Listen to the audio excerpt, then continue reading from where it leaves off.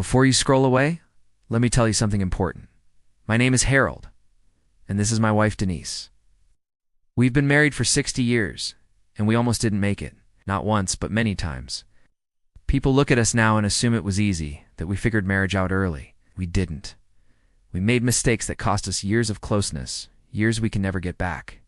And if someone had warned us about these things back in 1964, our lives would have been very different. That's why we're here, because if you're in a relationship or thinking about one, you need to hear this. When Harold says we almost didn't make it, he means it.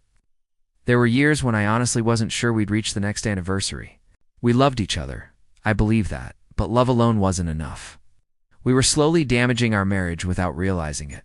The first big mistake was keeping score. Harold had a mental list of everything he did around the house. The work, the repairs, the responsibilities. And every time I asked for something more, he felt resentment. I had my own list too. Every meal I cooked, every night I stayed up with sick children, every birthday and appointment I remembered. Two people in the same house, both feeling unappreciated. Marriage became a competition instead of a partnership, and resentment quietly built a wall between us. We didn't understand then that marriage isn't about fairness or 50-50. Some seasons, one person carries more, and love means you don't keep receipts. The second mistake was believing we could change each other. I've always been a planner. I need structure, schedules, certainty. Harold has always been spontaneous, living in the moment. For years we fought about this. I thought if I explained enough or got upset enough, he would change. He thought if I relaxed more, I'd become someone else.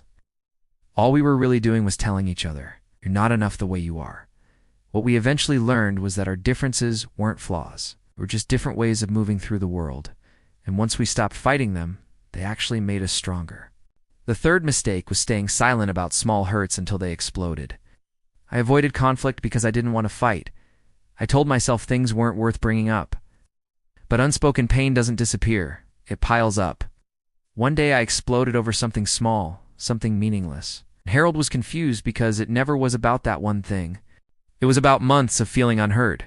He learned too late that saying something early, calmly and honestly, can save you from saying something cruel later. Another mistake was letting our marriage run on autopilot.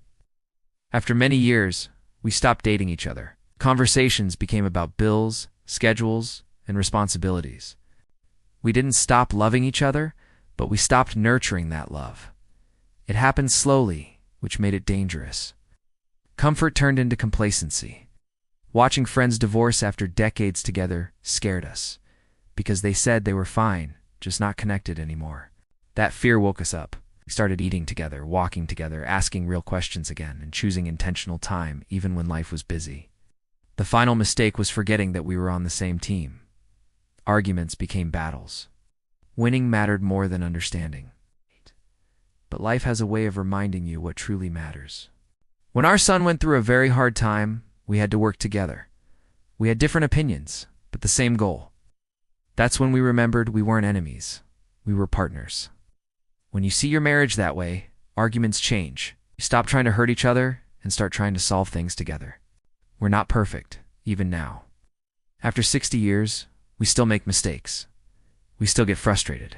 Oh, we notice it faster now. We correct course. We choose each other again and again.